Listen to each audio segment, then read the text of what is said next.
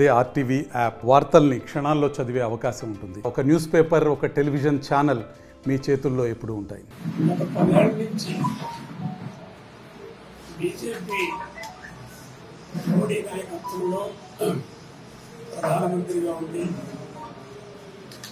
అనుసరిస్తున్నటువంటి ప్రజా వ్యతిరేక విధానాల వ్యతిరేకంగా నికరంగా పోరాడేది కమ్యూనిస్టులే. అనేక తప్పుడు పద్ధతుల్లో పరిపాలన కొనసాగుతున్నది.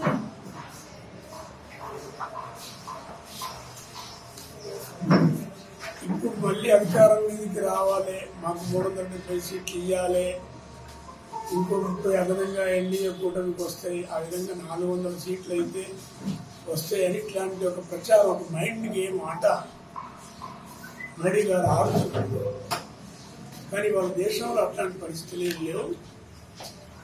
మోడీకి కాలం చెల్లే పరిస్థితులు దాపరించినాయి.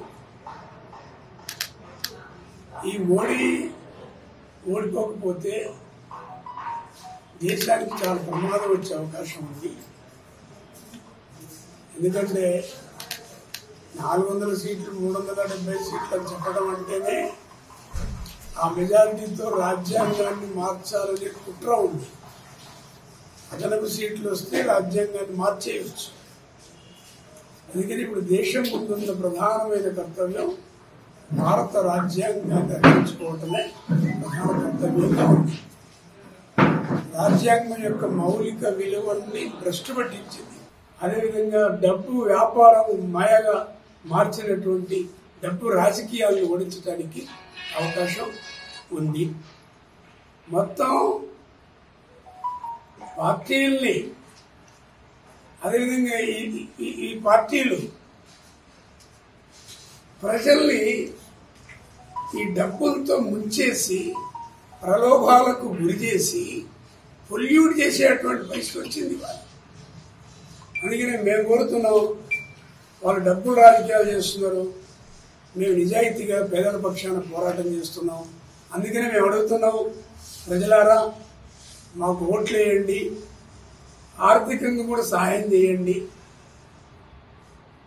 మీరు ఆ విధంగా సహాయం చేస్తూ ఓట్లు వేస్తే కమ్యూనిస్టుల యొక్క శక్తి మరింత పెరుగుద్ది. ఆ శక్తి పెరగడం ద్వారా బీజేపీకి వ్యతిరేకంగా పోరాటం చేయడానికి అవకాశం వస్తుంది. అదే ఈ రాష్ట్ర ప్రభుత్వం అనేక రకాల వాగ్దానాలు చేసింది. ఎన్నికల్లో 6 వాగ్దానాలు అంటున్నారు. 6 కాదు, 6 13 ఉన్నాయి. ఇంకా చాలా వాగ్దానాలు చేసినటువంటివన్నీ ఉన్నాయి.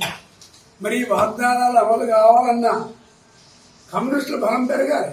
ప్రజలకు వ్యతిరేకంగా అనేక తప్పుడు పద్ధతులు, తప్పుడు విధానాలని అమలు చేస్తున్నది.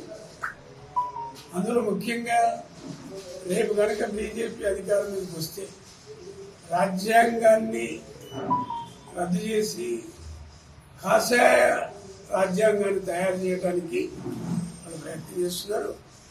అందులో మనధర్మ శాస్త్రం ప్రధానమైంది.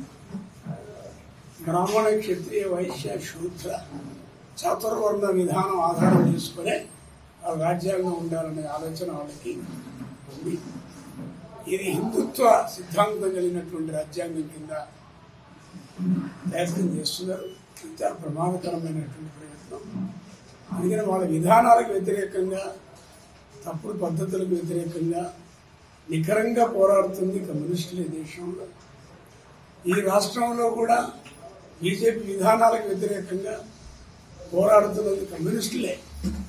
అందుకని భువనగిరి పార్లమెంట్ నియోజకవర్గంలో సిపిఎం పార్టీ అభ్యర్థిని కామ్రేడ్ జహాంగీర్ని మేము నిలబెట్టడం అనేది జరిగింది. ఈ ఒక్క సీటు పోటీలో పెట్టుకున్నాం. మొత్తం 17 సీట్లలో భువనగిరి నియోజకవర్గం ఎంపిక చేసుకున్నాం. దీన్ని ఎంపిక చేసుకోవడానికి కూడా ఒక చారిత్రకమైన ప్రాధాన్యత ఉంది. ఎందుకంటే భువనగిరి నియోజకవర్గం మొట్టమొదటి పార్లమెంట్ ఎన్నికల్లో ఈ స్థానం నుంచి రావి నారాయణ రెడ్డి గారు జవహర్లాల్ నెహ్రూ కన్నా ఎక్కువ ఓట్లు సంపాదించి ప్రతిపక్ష పార్టీ నాయకుడిగా ఉన్నటువంటి స్థానం భువనగిరి పార్లమెంట్ నియోజకవర్గం. బీజేపీ విధానాలకు వ్యతిరేకంగా పెద్ద ఎత్తున క్యాంపెయిన్ చేయడానికి దీన్ని వేదికగా చేసుకోవాలి. దీని ద్వారా బీజేపీ వ్యతిరేకమైన పోరాటాన్ని ఉధృతం చేయాల్సినటువంటి అవసరం ఉంది అనే విషయంలోనే ఈ నియోజకవర్గాన్ని మేము ఎంపిక చేసుకున్నాం. ఈ నియోజకవర్గంలో జహాంగీర్ గారిని అభ్యర్థిగా నిర్ణయించుకోమని జరిగింది. అందుకనే శుద్ధి కొడవ నక్షత్రం గుర్తుకు ఓట్లు వేసి గెలిపించాలని ఈ సందర్భంగా నేను విజ్ఞప్తి చేస్తున్నా. ఈ నియోజకవర్గంలో సిపిఎం గెలిస్తే తెలంగాణ రాష్ట్రంలో బీజేపీ విధానాలకు వ్యతిరేకంగా, అదేవిధంగా పాలక పక్షాలు అనుసరిస్తున్న తప్పుడు విధానాలకు వ్యతిరేకంగా గతంలో ఏ విధంగానైతే పోరాటాలు కొనసాగించినో భవిష్యత్తులో కూడా అలాంటి పోరాటాలు కొనసాగించడానికి అవకాశం ఉంది. అందుకని ఈ నియోజకవర్గంలో శుద్ధి కొడవల నక్షత్రం గుర్తుకు ఓట్లు వేసి గెలిపించాలని, జహాంగీర్ని పార్లమెంటుకు పంపించాలని నేను ఈ సందర్భంగా విజ్ఞప్తి చేస్తున్నా. పోటీ చేసే అభ్యర్థులు కూడా మిగతా పార్టీల అభ్యర్థులు, బీజేపీ అభ్యర్థి ఇదివరకు బీఆర్ఎస్ నుంచి బీజేపీకి వచ్చింది, అదేవిధంగా బీఆర్ఎస్ లో పోటీ చేస్తున్న అభ్యర్థి ఎవరో సరిగా అర్థం కానటువంటి పరిస్థితి, కాంగ్రెస్ పార్టీ నుంచి పోటీ చేస్తున్నటువంటి అభ్యర్థి ఎవరో ఏ పోరాటాలు చేసిండో ఎవరికి తెలియనటువంటి పరిస్థితి. అందుకనే అవతల నుంచి పోటీలు చేసేటువంటి అభ్యర్థుల యొక్క చరిత్రని గమనించండి. ఎప్పుడు ఏ పార్టీలో ఉంటారో అర్థం కాదు. ఇప్పటికే 2-3 పార్టీలు మారిన బాపతిగాళ్ళు పోటీలో ఉంటారు. ఆ విధంగా వాళ్ళ పార్టీల చరిత్రని అధ్యయనం చేసిన, అభ్యర్థుల చరిత్రను అధ్యయనం చేసిన, మా పార్టీ అభ్యర్థిని మా పార్టీ చరిత్రను అధ్యయనం చేసిన స్పష్టమైన తేడా పడుతుంది. అందుకనే ఈ పార్లమెంట్ భువనగిరిలో పార్టీలు మారే వాళ్ళకు వ్యతిరేకంగా, డబ్బులతో రాజకీయాలు చేసేదానికి వ్యతిరేకంగా, ప్రజల్ని మభ్యపెట్టి మోసం చేసేదానికి వ్యతిరేకంగా ఇక్కడ సిపిఎం పార్టీ పోటీ చేస్తుంది. ముఖ్యంగా ఇప్పుడు 7 సెగ్మెంట్లు ఉన్నాయి. ఇందులో 7 నియోజకవర్గాలు ఉన్నాయి. ఇందులో భువనగిరి, ఆలేరు, జనగామ, ఇబ్రాహీంపట్నం, నకిరేకల్, మునుగోడు, తుంగతుర్తి 7 నియోజకవర్గాలు. 7 నియోజకవర్గాల్లో కూడా గతంలో 4 సార్లు, 5 సార్లు, 6 సార్లు కమ్యూనిస్టులు ఎమ్మెల్యేలుగా తెచ్చినటువంటి స్థానాలు 7 స్థానాలు. అదేవిధంగా తెలంగాణ రైతాంగ సాయుధ పోరాటంలో ఈ ప్రాంతం చాలా కీలకమైన ప్రాంతం. విష్ణూరు దేశముఖ్ జనగామ జిల్లాలో వాళ్ళ గ్రామాలు, చాకల ఐలమ్మ ఊరు జనగామ జిల్లాలో ఉంది. అదేవిధంగా తుంగతుర్తి నియోజకవర్గం, సూర్యాపేట ప్రాంతం, ఇక్కడ ఆంధ్ర మహాసభ జరిగినటువంటి ప్రాంతం భువనగిరి ప్రాంతం. ఈ విధంగా నకిరేకల్ 7 సార్లు ఎమ్మెల్యేగా నర్ర రాఘవరెడ్డి గారు గెలిచినటువంటి నియోజకవర్గం. ఇట్లా 7 నియోజకవర్గాలు కూడా ఆనాడు తెలంగాణ సాయుధ పోరాటమే కాదు, ఇవాళటికి కూడా పోరాటాలు చేసే చరిత్ర కలిగినటువంటి నియోజకవర్గాలు ఈ నియోజకవర్గాలు ఇందులో ఉన్నాయి. మరింత పటిష్టమైనటువంటి సమరశీలమైనటువంటి ఉద్యమాలు చేయడం ద్వారా ఇప్పుడు ఈ రాష్ట్రం ఉన్న కాంగ్రెస్ పార్టీ ఇచ్చినటువంటి హామీల్ని అమలు చేయించుకోవడం కోసం, పట్టుబట్టి ప్రజలకు అందించడం కోసం కమ్యూనిస్ట్ పార్టీ మార్క్సిస్టు ఆ ప్రయత్నం చేస్తుంది, ఆ పోరాటాలు చేస్తుంది. అందుకనే రానున్న రోజుల్లో మరిన్ని సమరశీల పోరాటాలకి వేదికగా ఈ నియోజకవర్గం ఉండడానికి అవకాశం ఉంది. అందుకని కమ్యూనిస్టుల యొక్క ప్రాధాన్యత ఈ నియోజకవర్గ ప్రజలకు బాగా తెలుసు. అందుకని ఆ ప్రాధాన్యతను దృష్టిలో పెట్టుకొని శుద్ధి కొడవ నక్షత్రానికి ఓటు వేయాలి. ఓటు అనేది చాలా వాల్యుబుల్. ఒక ఓటు 5 సంవత్సరాల తలరాతని మార్చేస్తుంది, ప్రజల తలరాతని. అలాంటి ఒక ముఖ్యమైనటువంటి ఆయుధాన్ని సక్రమంగా ఉపయోగించాలని ప్రజలకు విజ్ఞప్తి చేస్తాం. సిపిఎం పార్టీ అభ్యర్థి జహాంగీర్ గారు 19వ తారీఖున నామినేషన్ వేశారు. అంతకుముందు ఒక 10 రోజుల నుంచే సిపిఎం పార్టీ ప్రచారాన్ని గ్రామ స్థాయి నుంచి చేస్తా ఉన్నాం. మంచి ఆదరణ ఉంది. కార్యకర్తలు, నాయకులందరూ కూడా ఎన్నికల ప్రచారంలో నిమగ్నమై ఉన్నారు. గత వారం రోజుల నుంచి భువనగిరి పార్లమెంటు నియోజకవర్గంలో కొన్ని వార్తలు కొన్ని సోషల్ మీడియాలో చక్కర్లు పడుతూ ఉన్నాయి.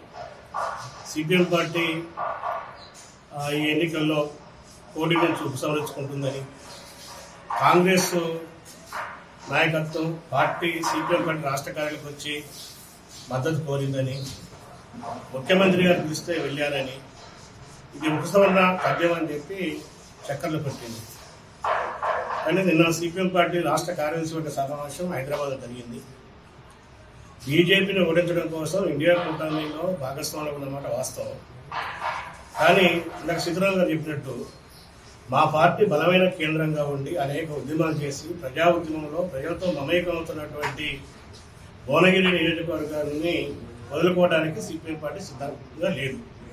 అందుకే నేను నిర్ణయం చేశాం, భువనగిరి పార్లమెంటు ఈ పరిధిలో సిపిఎం పార్టీ పోటీలో ఉంటుంది. అభ్యర్థి ప్రచారం ఇక్కడి నుంచి ఏకవంతం చేస్తాం. ఇప్పుడు ఇలా సోషల్ మీడియాలో వచ్చినటువంటి వార్తలన్నీ కూడా అవి అవాస్తవాలుగా ఉన్నాయి. నిర్ణయం సిపిఎం పార్టీ నిర్ణయం. భువనగిరిలో మేము సిపిఎం పార్టీ పోటీలో ఉంటుంది.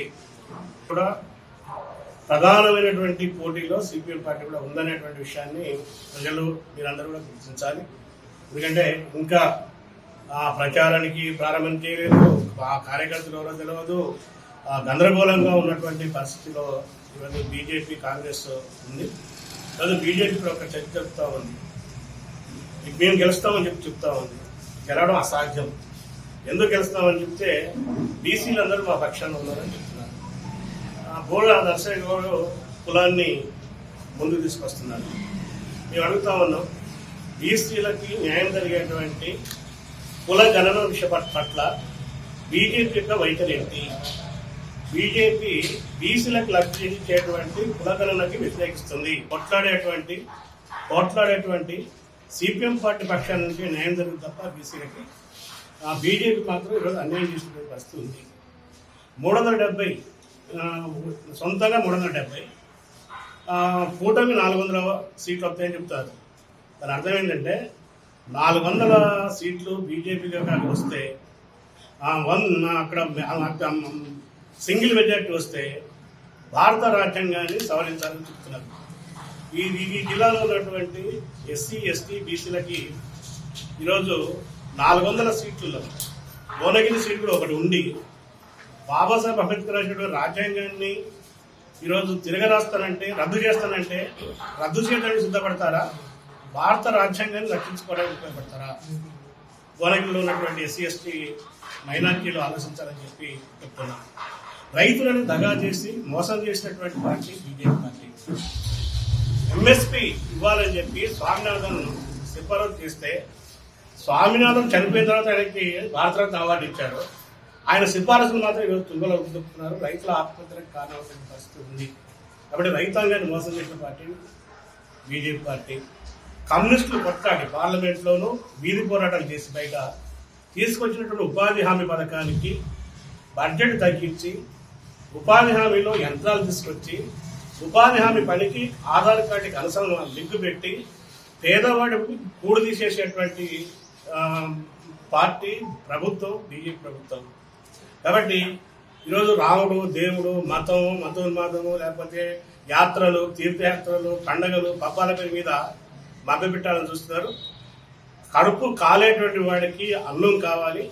ఆ అన్నం అందించేటువంటి అన్నం కోసం కొట్టాడేటువంటి జెండా ఎర్ర జెండా.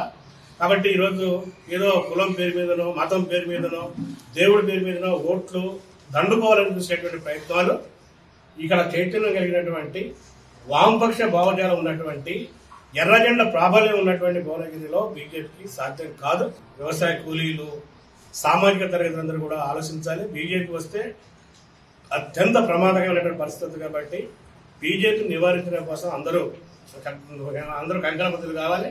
మా ప్రచారం ఈరోజు క్షేత్రస్థాయి వరకు బీజేపీ వైఫల్యాన్ని బీజేపీ ప్రమాదాలను తీసుకెళ్ళడం కోసం మేము అలాంటి కార్యాచరణ చేస్తున్నాం.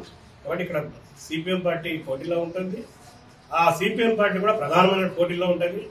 గతంలో ఎర్రజెండా రెపరెపలాడేటువంటి ఈ ప్రాంతంలో మా వైభవాన్ని తిరిగి మేము నిలబెట్టుకుంటామనేటువంటి ఆత్మవిశ్వాసాలు చేస్తున్నాం. నమస్తే అండి. ఇది వ్యాపారం గురించి కాదు, ఓటు గురించి. ఎన్నికల్లో ఓటు వేయడం మన హక్కు మాత్రమే కాదు, కర్తవ్యం. ఎంతో మంది మహా నేతలు శ్రమించి ప్రాణత్యాగం చేసి ఈ అవకాశాన్ని మనకిప్పించారు. అందరూ ఓటు వేద్దాం. ఎందుకంటే ఓటు హక్కు ఊరికే రాదు. నా ఓటు ఎవరికో తెలుసా? అది సీక్రెట్ అండి.